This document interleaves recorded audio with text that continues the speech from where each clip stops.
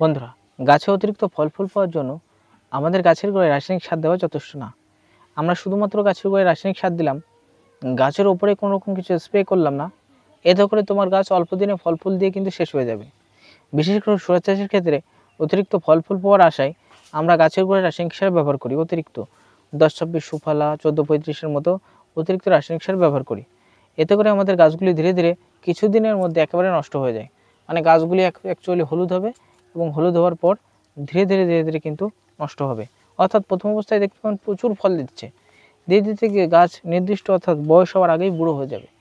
এটা হওয়ার প্রধান কারণ গাছের গোড়ায় অতিরিক্ত রাসায়নিক সার দিচ্ছেন, কিন্তু গাছের যে সমস্ত খাদ্যের ঘাটতি রয়েছে, যে সমস্ত খাদ্যের ঘাটতির ফলে গাছ কিন্তু দীর্ঘস্থায়ী ফল ফুল দেবে, সেগুলো আপনি ব্যবহার করছেন না। এই জন্য আজকে আমি নিয়ে চলে আসলাম বায়োভিটা-X অনুখাদ্য, যা তোমরা দেখতে পাচ্ছ। এই যে বায়োভিটা-X, হ্যাঁ, আমি ডিসপ্লেতে ছবি দিয়ে দেবো, অবশ্যই দেখে নেবে।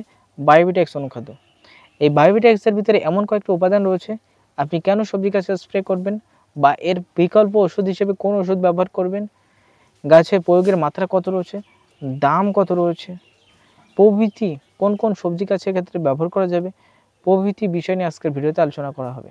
তাই ভিডিও জুড়ে রয়েছে আমি ইব্রাহিম, তাই ভিডিওটা প্রত্যেকে শেষ পর্যন্ত দেখার চেষ্টা করো এবং চ্যানেলে নতুন হলে সাবস্ক্রাইব করে আমার সাথে থাকো। বন্ধু, বর্তমান সময়ে আমরা গাছের গোড়ায় এনপিকে যুক্ত খাবার দিচ্ছি। 10-26 সুফলা 14-35, কেউ কেউ ইউরিয়া, ফসফেট, পটাশ, সে যে কোনো জমির ক্ষেত্রে ব্যবহার করছি। এতে করে আমাদের ফলন কি হচ্ছে, ইনক্রিজ হচ্ছে না বা বাড়ছে না।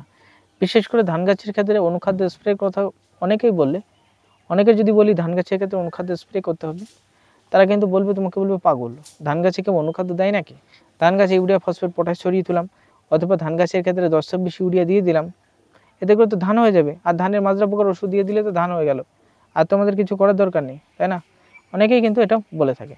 আমি তাই চাষিদের রিকমেন্ড করব, তাই তোমাকে বলবো, অবশ্যই ধান গাছের ক্ষেত্রে অনুখাদ্য একবার হলেও স্প্রে করবে। তখন তোমার ধান গাছে দেখাচ্ছে 10টা ধান গাছ আছে, একটা ধান গাছ শীষ এসেছে বা ফুলে যাচ্ছে, তাহলে সেখানে কিন্তু তুমি এই বায়োভিটা-X স্প্রে করে দিতে পারো।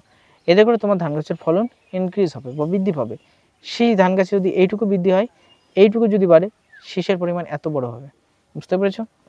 তাই বায়োভিটা-X কেন ব্যবহার করতে হবে? কারণ এর ভিতরে রয়েছে সালফার, এর ভিতরে রয়েছে, আমার কথা না, এখানে বলছে, এখানে লেখা রয়েছে, লেখা দিয়ে দেবো, তোমার দেখে নেবে। এর ভিতরে রয়েছে সালফার, এর ভিতরে রয়েছে ম্যাগনেসিয়াম, এর ভিতরে রয়েছে ক্যালসিয়াম, এর ভিতরে রয়েছে সোডিয়াম, এর ভিতরে রয়েছে বোরন, এর ভিতরে রয়েছে আয়রন, এর ভিতরে রয়েছে ম্যাগনেসিয়াম, এর ভিতরে রয়েছে কপার, এর ভিতরে রয়েছে জিঙ্ক। যদি মাটিতে তোমার নোনা লাগে, তাও জিঙ্ক আছে, কপার, কপার রয়েছে, কপারে ম্যাগনেসিয়াম, আয়রন ইত্যাদির ঘাটতির ফলে কী হয়, বিভিন্ন ধরনের সবজি গাছের কাণ্ড চিকন থাকে, প্রচুর পরিমাণে চিকন থাকে। সেই চিকন হওয়ার কারণে সেই গাছের ডোগে কিন্তু যথেষ্ট ফুল হয় না, এবং গাছের ডোগে যদি যথেষ্ট ফুল না হয়, এতে করে তোমার কিন্তু নানা রকম অর্থাৎ ফলন কিন্তু দীর্ঘস্থায়ী হবে না, ফলন কিন্তু দীর্ঘস্থায়ী তুমি পাবে না। তাহলে এতে করে তোমার সমস্যার সৃষ্টি হবে, বুঝতেই পারছো। তাহলে আমাদের কি করণীয়?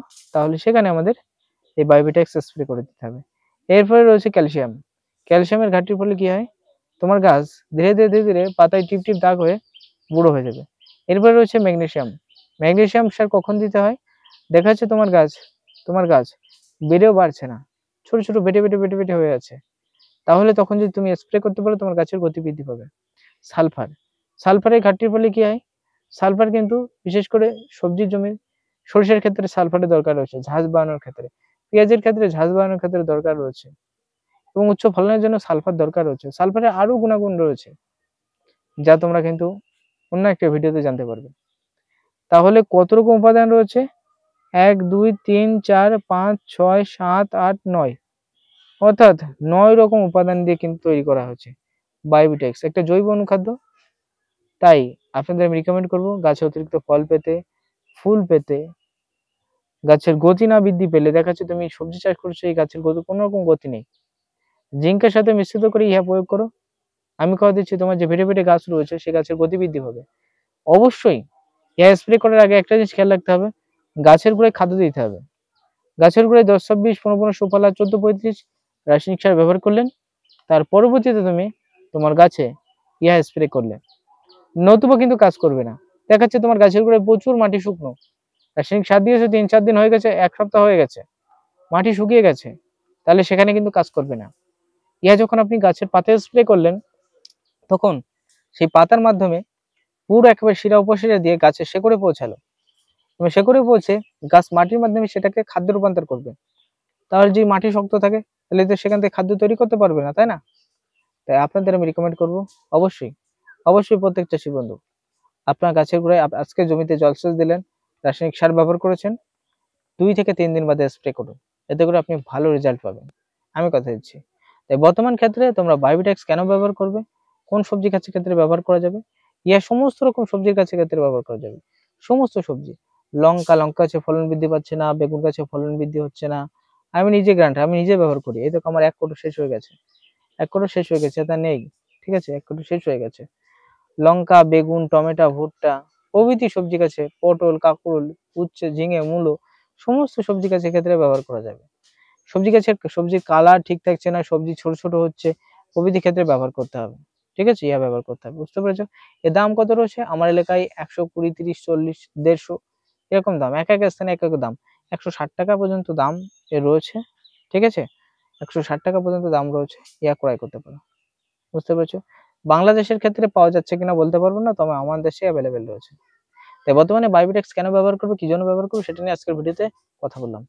ভিডিও ভালো লাগলে প্লিজ লাইক, কমেন্ট, শেয়ার যা যা করতে হয় করে দিও। আজকের ভিডিও এখানে শেষ করছি, ভালো থাকবেন, সুস্থ থাকবেন।